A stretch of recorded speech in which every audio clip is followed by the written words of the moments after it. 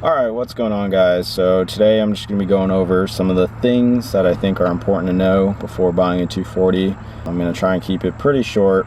Another thing I want to say is thank you to everyone who's been watching my videos. I don't even know if anyone who's watching this video watched any of my other ones, but if you haven't, definitely check them out. And if you could like the video and hit the subscribe button, that would definitely help me out. I'm really trying to grow this channel again, and I took a bit of a break, but I'm just gonna jump into the car stuff. So what you really want to do is just kind of walk around the car and give it a visual inspection.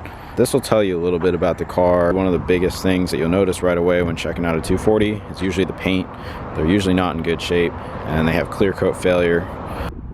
One thing to note is it's really easy to get body damage in the back here if these cars are drifted and wall tapped or certain things like that.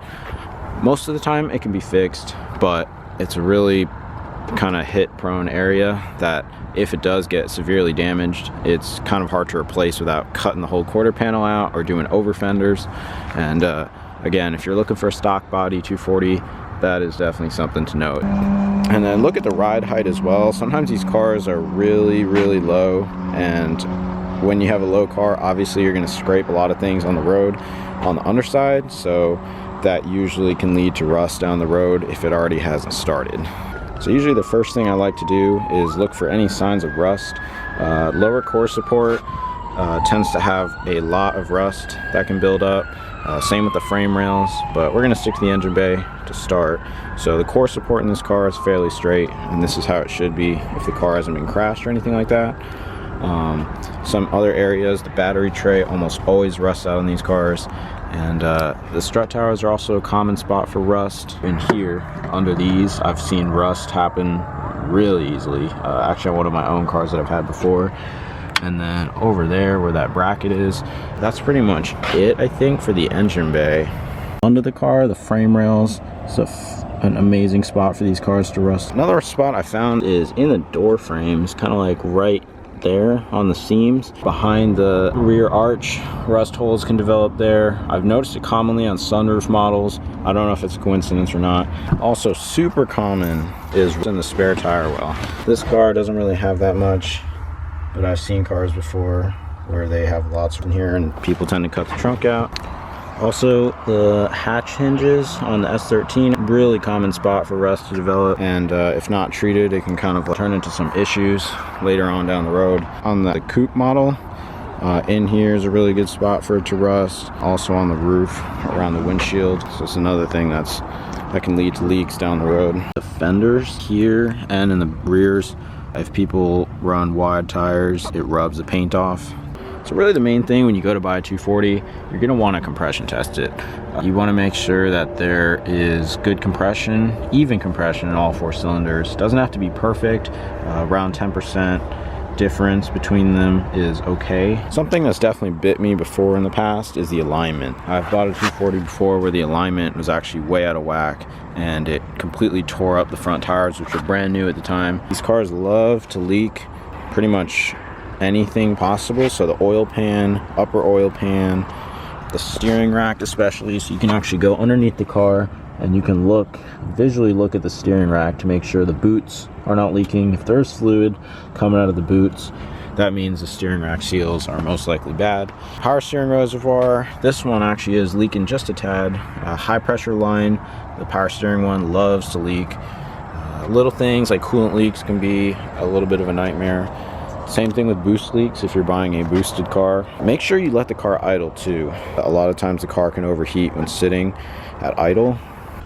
Alright, so one of the most common things in these cars are the cracked dash. As you can see, this one has 3. So it has 1, 2, and I think 1 over there.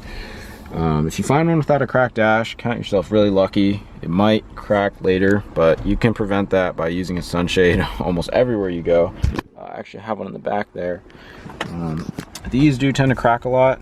The AC control, or the AC vent things, right there, they tend to split. The shifter bezel tends to crack all the time. The actual little clips underneath break off. Sometimes the pop-ups don't work either. Usually it's either the stock or it's the actual button. Sometimes the headlights won't work but the high beams will work, and then you'll have to drive with the high beams on. That's usually the stock contact gets burnt, or it needs, you can actually clean the contact inside the stock, and that should fix it. This is an S13 problem, but when the window gets stuck and it doesn't work, it's actually just this little control box inside the actual door.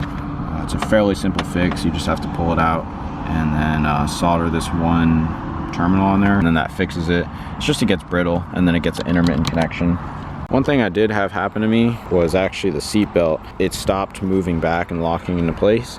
So one day it just moved over there, and then it never moved back again. But that's a common thing that happens on a lot of S13s. If you're lucky enough to get one that works, that's pretty sweet, but I think the grease actually builds up on the contact switches inside this whole automatic seatbelt system, and then it causes it to get stuck forwards. So as these cars age, the transmission also ages as well. Oftentimes you'll find that sometimes they grind, second, third, fourth, whichever. My first one grinded first, second at high RPMs, second and third was fine, fourth. But yeah, so that's just a common thing that you want to look for on the test drive. So now that I was closing the door, I actually remembered that these door hinges can actually sag too.